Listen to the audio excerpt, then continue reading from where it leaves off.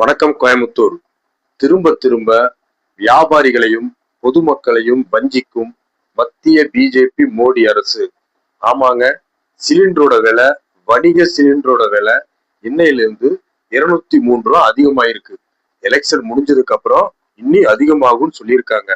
இதை பத்தி ஏற்கனவே காங்கிரஸ் தலைவர் ராகுல் காந்தி அவர்கள் சொல்லியிருக்காரு.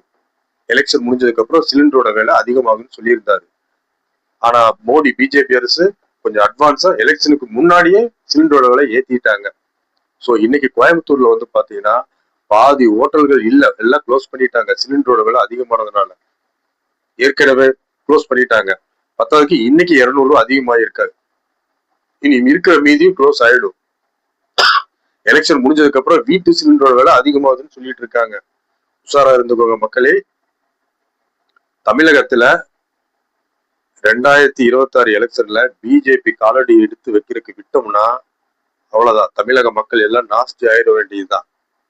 முடிஞ்ச அளவுக்கு திராவிட முன்னேற்ற கழகத்துக்கு ஆதரவு கொடுத்து திரும்பவும் நல்லது ஒரு ஆட்சி கொடுக்க நமது மு க ஸ்டாலின் அவர்களை திரும்பவும் முதலமைச்சராக்க வேண்டும். நன்றி, வணக்கம்.